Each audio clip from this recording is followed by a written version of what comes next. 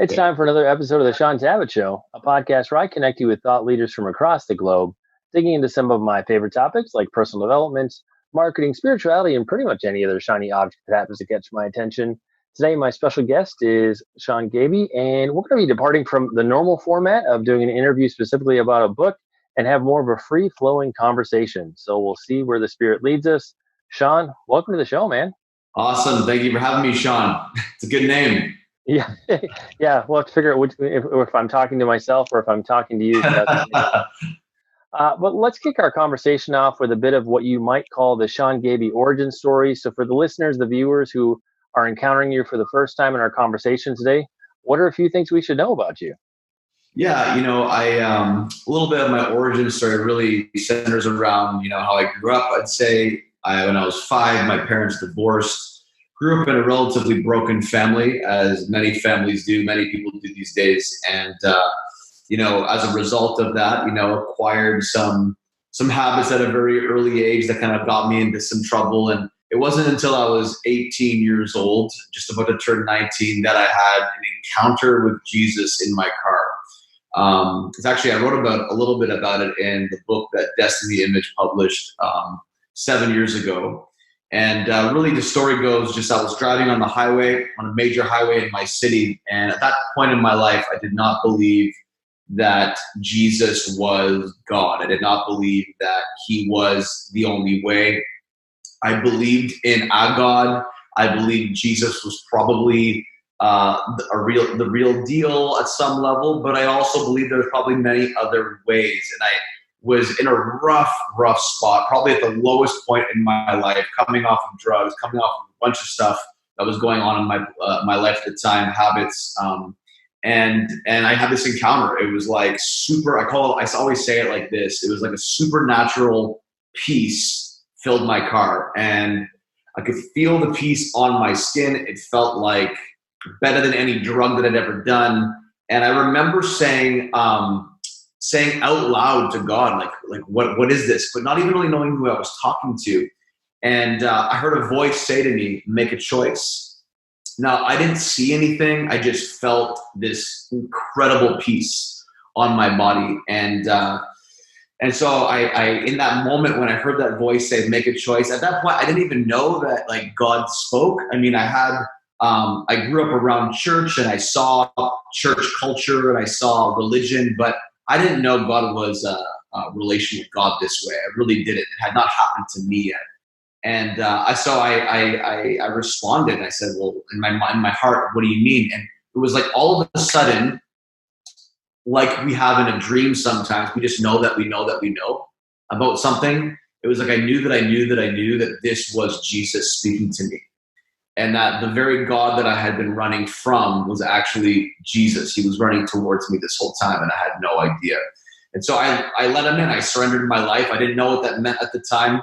And I lost my job 3 weeks later. And I said to God, okay, while I'm looking for a job, I'm going to spend hours with you every day. And if I can have an encounter like that in my car, then that encounter can follow me everywhere I go. And so I would spend 4 to 8 hours a day studying the word, got into the Bible, started reading the Bible, really understanding the Bible, started like just praying a lot, learning how to recognize the voice of God. And then not just stopping there, I would have these experiences with God that really I had no grid for, no context for, no palette for. And then I would go out to the club, go out back to the bar, go into some of the old environments that I was in and just share my story. I didn't really know about, I hadn't memorized all kinds of scriptures. I didn't have the Romans Road memorized. I didn't have a tract on me. I just would go out and share my encounter. Hey, I just had this crazy encounter in my bedroom and God is real to me. And it was so raw. It was so fresh. And that was my only grid. That's all I knew. I knew that was what I had to do. And so I started to see incredible things on the street, incredible things in the grocery stores, the restaurants, the bars, the clubs. I saw some incredible transformation happen. And that started my journey. And that lasted 6 months. It was like 6 months of removing bad foundation and pouring a new foundation to build my life and my future. And at that point, like I had no idea that I would be doing now what I'm doing. I had no idea that, we'd have a international ministry organization. I had no idea that I would eventually also be a pastor. and have a community here in the capital city of Canada, Ottawa. I had no idea that any of this was going to take place in my life. In fact, if you had told me that I would speak behind a mic, I would have denied you, because, before I had my encounter with Jesus, like, music was everything to me. I'm a drummer. I was always a background guy. Music was what I was going to do with my life. That was the route that I was on, and it was going to lead that way. And I share a little bit more about that in my book, Secrets of the Supernatural Life, that we published with Destiny 7 years ago. But make a long story short, I thought for sure there's no way I'm going to speak. In fact, before I was 18, all the way from age 5, I actually had a really bad stutter. It was so bad I had speech therapy, saw a speech therapist. And for sure, like, there's no way that public communication would be my thing. There's just no way. I would have incredible anxiety attacks going on a platform or going anywhere speaking in, whether it was school, projects, whatever. I just had this really bad stutter. And when I got baptized, right after I turned 19, because it was really quick, I gave my life to Jesus in September of when I was 18, and then I turned 19 in November. Right after that, I got baptized. And when I went under the water, I came out and God loosed my tongue. And God completely healed me of that stutter. And God, now that's all I do. All I do is speak. That's all I do. So it's really a cool story. That's really the nutshell. But God has used me. And I believe what Paul said, when I'm weak, he is strong. And in my weakness, I'm going to boast about what I can't do, so that what God can do is seen through me. And that's really been a little bit of part of my life story in ministry, because I really never thought I was going to be doing what I'm doing.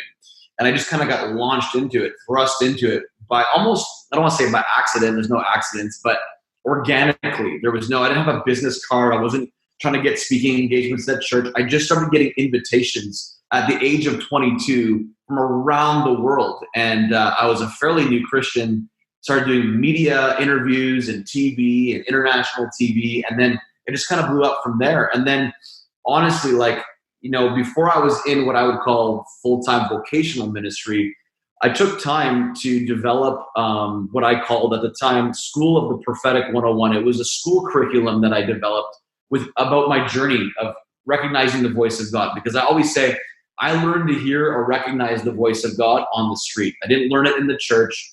In fact, the church that I was going to at the time, when I was developing it, really was a church that didn't even really believe in this stuff. And so my paradigm wasn't because of the association that I had. My paradigm came as a result of that 6-month window, or that time frame that I had with God, where God taught me about the value of his communication to us and how we extend the result of that into the community, into influence in society. And so I developed this curriculum around the supernatural, and I called it School of the Prophetic 101. And then it's kind of spawned into 2 other curriculums. So I developed 3 schools in the supernatural, and then our ministry, which I didn't even have a ministry at the time, just kind of exploded. And I just started to teach these schools everywhere I went. And then we'd bring teams onto the street to activate what had just been taught. Because I believe if you don't water the seed right away, that seed's probably going to get lost or get snatched up. So we always modeled it. We teach it and we do it. We teach it and we do it. And then from there, ministry started happening.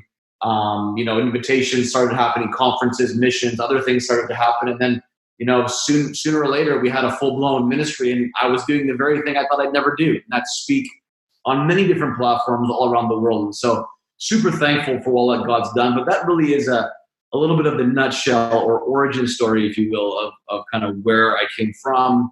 Obviously missing a lot of detail, but just to give you a little bit of a grid for who I am. No, that's a helpful introduction to a little bit of how you came up, so to speak, through the ranks. Would love to have you tell us a little bit about the ministry you guys have done down in Mardi Gras. We're going to talk about your podcast here in a little bit, but I listened to some of the episodes, and you share some testimonies about some of the things that you've seen on the streets during Mardi Gras. So I think that'd be a great illustration of what it might look like for when you take, say, a team or students who you've just taught out on the streets to do ministry.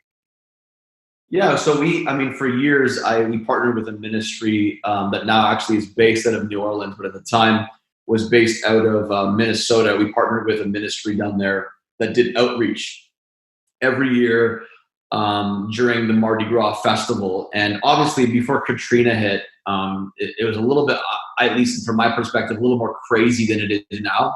I think it's a little more tame than it was back then. But we brought teams down there from Ottawa every year. Probably, I think I led teams down there probably for a good 7 to 8 years.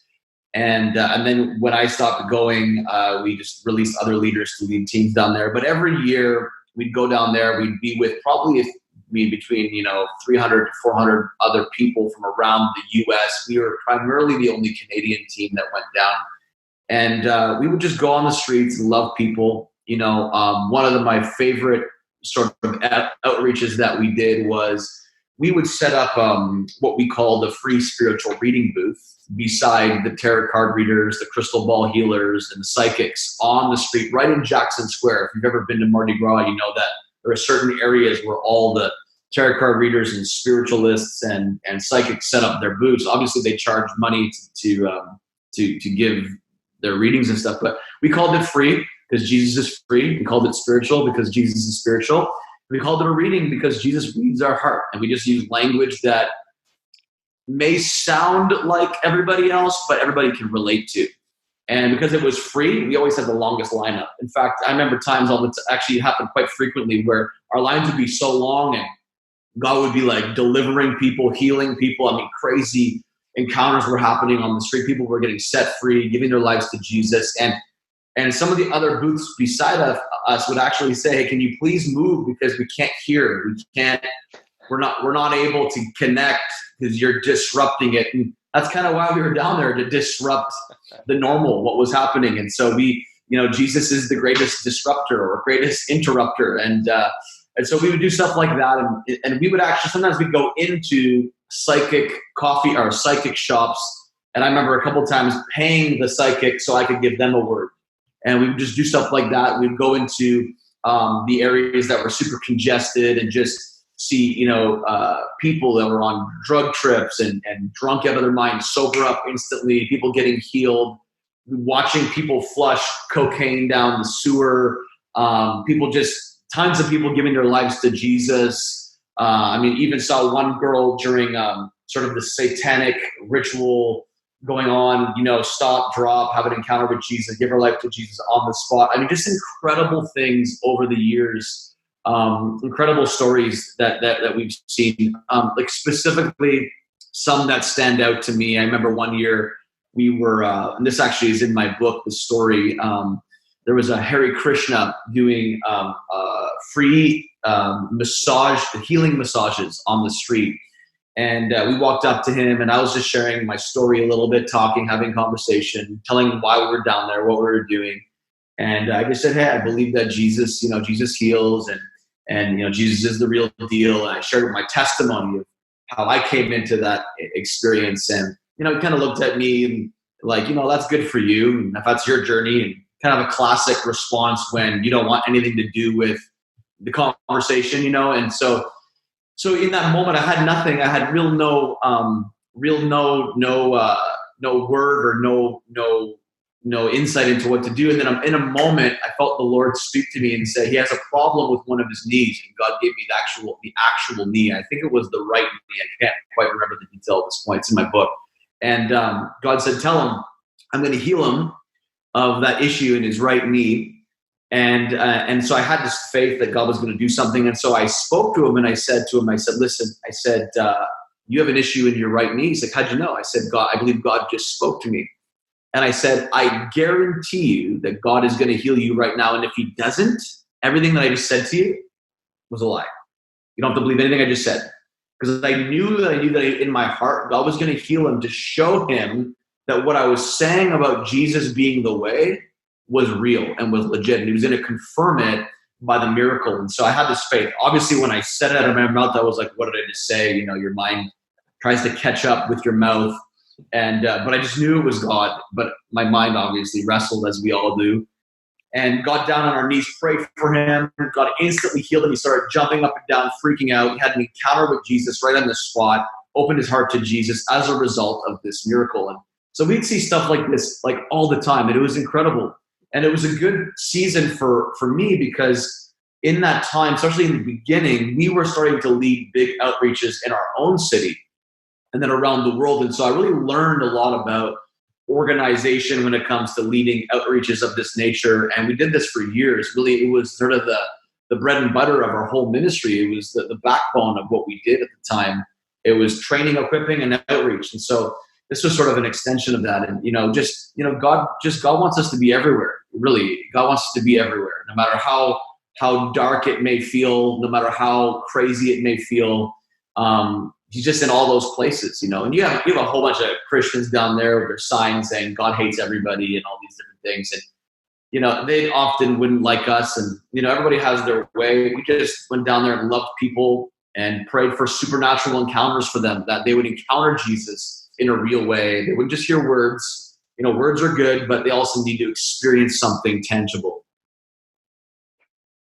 Well, thanks for giving us a little window into the ministry experiences you had down there in New Orleans.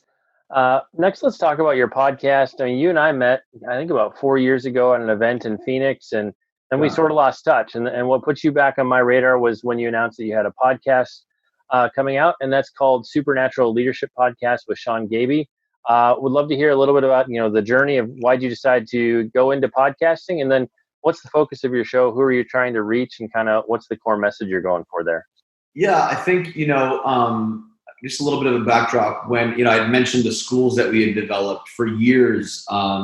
We have a church in Ottawa as well, in the capital city of Ottawa. And we had, in 2000 and fall of 2015, we lost our building to Costco. Actually came in and worked to deal with our landlords out. So we lost our building. We had 2 months notice. We had to get out, and we were in the greatest momentum as a church body. We were, between 600-700 people. Good things were happening. People were getting baptized every month and saved and just set free. Incredible things. And we had a school called the School of Daniel that had been going on since 2004. And so, for over 11 years, we had this school just really, really building momentum and really around training marketplace leaders, training people to influence their culture, society. And we're a governmental city, so a lot of political influencers would come through, business people and people in the educational world and everything, and media. And our heart was to train them up with the supernatural and really just empower them to be who they're called to be in the sphere they're called to be in and occupy. And so when we lost our building, the school, we had to kind of pause the school. We had to kind of find our bearings. We were at 13 different venues in three and a half years. And so we kind of just focused for that season on the weekend and our annual outreaches that were doing and our community, and kind of put pause on all the school, the equipping side of it, just because of venue related issues and complications. And so, really, it felt as though the last 3.5 years there was a missing piece, and the missing piece because our DNA really is the equipping side. And so, over just the course of time, we just decided to, hey, we're not going to wait for the perfect scenario because we're still a mobile organization, set up, tear down right now. We're going to focus on media content. We're going to focus on relaunching, rebranding the School of Daniel. And we're going to just start one step at a time. And so we launched this, what I call the Supernatural Leadership Podcast, a sort of a segue into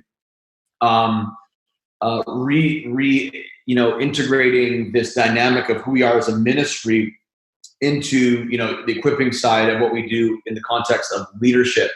And so we have a lot of content. The reality is I have a lot of content and I have a lot of teaching that I just need to get out. And so we decided to do this once a month. And really the premise is, there's so many leadership podcasts out there and they're awesome. I listen to so many of them. I love so many of them. Surprised actually to see that there really wasn't anything named supernatural leadership. It's not like it's a very creative, name, but I just felt like if you were to ask me, like, what am I about? Like in our vision statement, even, like, we are about helping everyone everywhere experience God, and especially the leader. We want you not to just encounter God, in a church culture, or encounter God in just a typical normal way. We want you to encounter God in a real way. And so, there's so many leadership podcasts out there. They're great. I recommend so many of them. But we just want to take it a little further and focus on the leader, but then how do we help the leader become a little more supernatural in what they do, in their workplace, in their family life. And so once a month, the first Wednesday of every month, we release a new one. It's very practical. It's very intentional. It's in a studio setting right now, so it's not like I'm speaking live and we're just taking it and putting it on a podcast. Like, we do have one of those as well for within our church culture, but this is more like I'm speaking to a podcast audience specifically, sort of a media-driven audience, and really to help the leader become a little more supernatural, activating them. There's review notes at the end of every session. The next one comes out, I believe, October 2nd or 3rd. I can't remember. I think the 2nd. And there's also activations that I encourage, because if you don't activate what you hear, in the end, you're not going to really grow into the things that you hear. Those aren't going to grow into fruitful trees in your life. You got to water the seed. You got to work the seed. And so that's really the premise. Everyone's got a leader within them. Let's make it a little more supernatural. And so that's really our heart, to help the leader become a little more supernatural than they already are, maybe, or maybe they have no grid for what faith looks like in the everyday. They have lots of principles. Principles are great, but there's something to be said about when the presence of God drives the principle versus the principle driving the presence of God. Something to be said that it's just very different. Jesus modeled, like in John 5:19, he said, I only do what I see my Father doing. He modeled this presence first, principle second. I mean, Jesus was a principled man for sure. He operated in principle, but it was the presence that orchestrated or governed the principles through which he lived by. And so that's really what the podcast is all about, is helping us be more presence-driven than just principle-driven. We need principles, but I believe principles should be the associate of presence, not the other way around. And often I think we kind of attach presence to a principle, hope it works out. But when the presence of God is the driver, it changes the game. And so that's what we want. Daniel modeled that. Daniel had that. And so that's really what it's all about. So I'd encourage anybody listening. I know it'll be an encouragement to you. Rate it, review it, share it, subscribe to it. And I'd love to see what you think.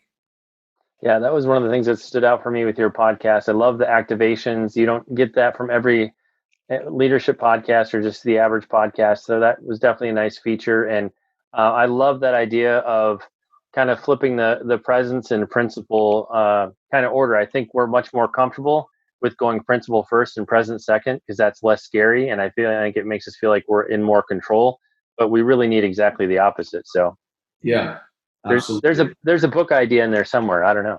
There is, and I think it can be often misconstrued, I think, in sort of more of like a heightened spiritual environment, charismatic environment, whatever you want to call it, that, it's all about presence, but, presence and principle go together. Right.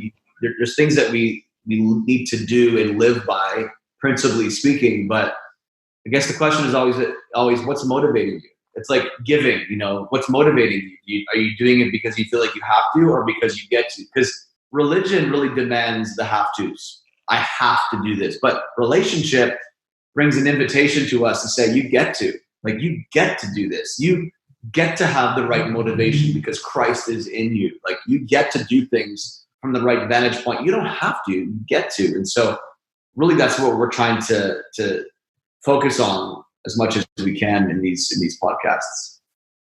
Well, next let's transition into your journey into bodybuilding, which I don't know if that started about between 2 and 3 years ago. I remember when I saw you start talking about that, I was like, well, this seems like kind of a weird left turn for Shaun. So would love to hear, like, why did you move in that direction? And then talk a little bit about some of the successes that you've had.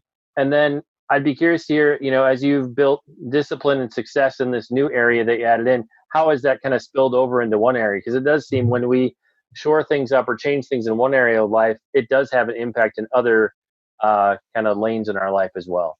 Yeah, for sure. I think it's an interesting sort of season for me. And I have 4 kids, and you have like 20 kids. 30 kids. I don't know how many kids. You have 9 kids, you said? 10. That's crazy. Well, we have 4, and we feel like that's, amazing. And life is busy, as you know, with 10. I can't even compare my life probably to yours at this point, but lots going on. And over 2 years ago now, I I got connected with, just to give you maybe remind a little bit, like throughout my life in various seasons, I would go to the gym. Like I was I wouldn't say I was at like the top shape ever. I didn't go to the gym hard. I just go to the gym for maintenance, like a lot of people. And over the years, and I find every new kid, I would kind of ebb and flow, and I'd be, healthy, and then I have a new kid, and it would take me like a year to kind of readjust my body again. I get like the dad bod, and whatever. Everyone, it's okay. Having a dad bod is okay. But I've been in those ebbs and flows, as most probably parents could connect to and relate to. But about 2 years ago, just over 2.5 years ago now, I connected with a friend of mine who was seeing a coach, and I had never had a coach in my life. And as I said, I was just doing maintenance. And so he offered to just bless me with, hey, I'll pay for like the first year of you seeing this coach. And that really is what set it off. And so I saw this coach, and he was a bodybuilder, and he, trained people to compete in competitions. And so I decided, and I always thought in the back of my mind, it'd be kind of cool to like compete. I'm a competitive person by nature. I need a goal behind what is in front of me. I don't like just doing something for the sake of doing it. Most people, when they start a health kick, they start it, and once the passion wanes, they stop it, and then they reintegrate it, next January in their New Year's resolution. They start it and they stop it. But I wanted something that would like keep me going and keep me growing. And so this coach said to me, hey, I think you could compete. I'll help you. So that's kind of how it started. And then he started, so I, obviously in that world, it's all eating. It's all the eating. You got to really, it's like 6 to 7 meals a day. And everything's weighed. You're eating certain foods. You're cutting out certain foods. Everything's timed. The workouts, you're consistent. And so I decided to compete in men's physique. And this is like at an amateur level. So it's kind of like regional/provincial in what is called the Canadian Physique Alliance in Canada, which is sort of the only way that you can become a pro in the IFBB in the US. And that's how people get to like Olympia and the Arnold Classic. And so really what I was doing and competing in is sort of the road to that.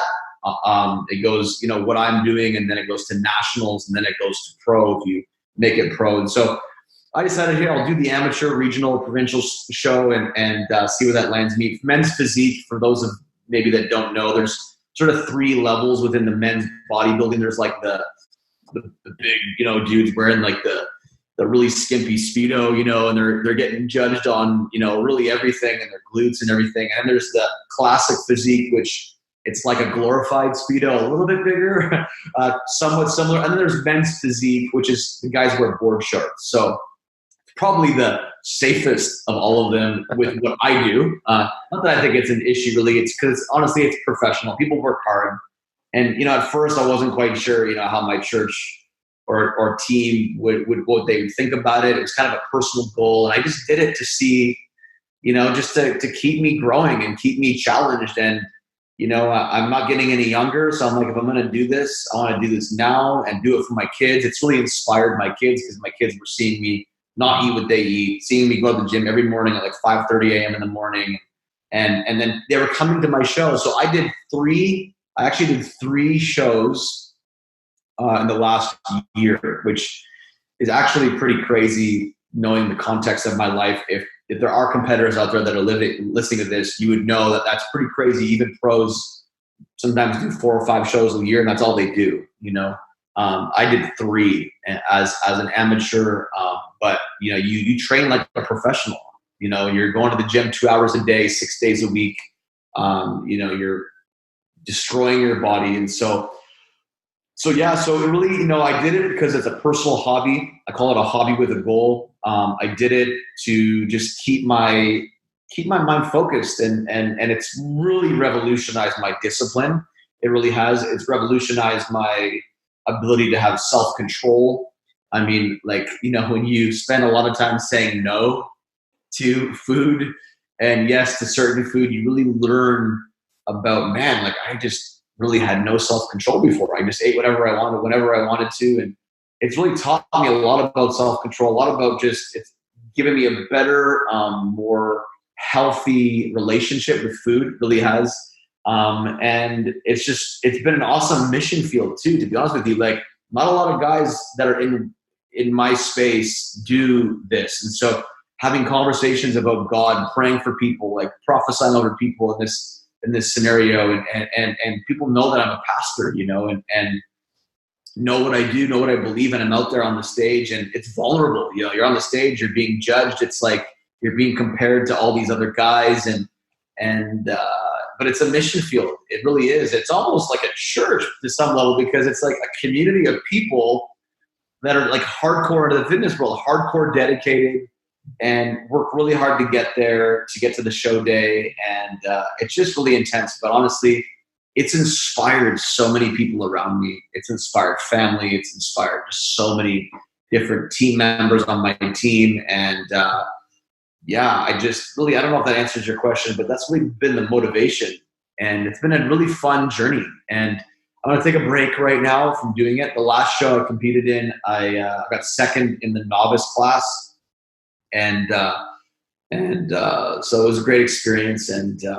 But you always got to improve. And I'm usually one of the oldest guys actually in the class that I'm competing in. So, and most of the guys, most of them don't have 4 kids and don't have years what I have in responsibility. So I'm encouraged that, hey, I can manage this even with my own lifestyle. Well, we'd love to, as we begin to wrap up, would love to have you talk about, what's ahead for you in 2019. And as you look into early 2020, where's God steering you next as far as ministry projects? Like, what's on the horizon? Yeah, I'm really looking forward to what I'm going to be able to do with this podcast, how that's going to segue into some of the things that we're going to be doing in the next season in media, relaunching our school online. We're in that process of a potential, acquisition of a building for office space, and there's a lot of new steps along on the horizon. We're also, Michelle and I are involved in a lot of other things as well, and I'm involved in a few other things as well on the side, to part just interest, but also part of, like, I feel like our call to be both in the business world and in the ministry world. I really believe that God's given us this word and this heart to really be a bridge to both. And even though I feel like it's all ministry, and we know that principally everyone is a minister, no matter what you are, it doesn't mean you have to be vocational as we know it ministry. A lot of other things that are on the horizon for us that we're doing in that zone as well. But I'm just excited as we, I didn't say this, but we just got a stable building in October of this last year. So we've been there ever since. And so it's just given us stability as a community, as a culture, as a church body. And so I'm excited to see what takes place in the next year in momentum.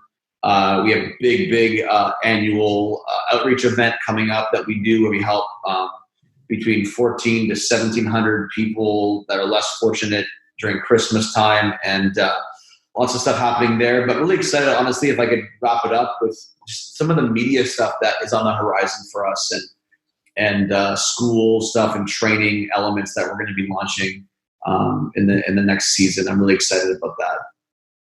Well, and Shaun, for people who want to find out more about you, the church, the podcast, where are some of the places they can connect with you on the web?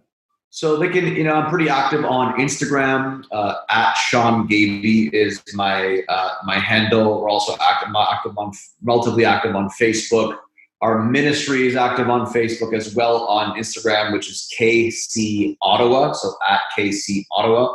And we actually just launched a Instagram handle for our Supernatural Leadership podcast. We'll be engaging content up there, and that's at Supernatural Leadership Podcast. That's on Instagram. So those are some of the ways that you can connect. I also have actually a fitness one called Pastor Physique that you could follow. I haven't really advertised that. It's probably the first time I've ever advertised it, actually. It's kind of been a hush-hush one, but it's kind of just to follow the journey that I've been on, and especially if I'm in a competition prep.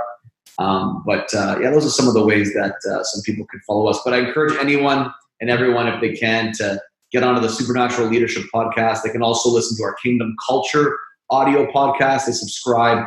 And And we'd love it if you just rate it, review it, share it, and let us know what you think. And to find out more as far as about you directly, your website, is that still ShawnGabie.com?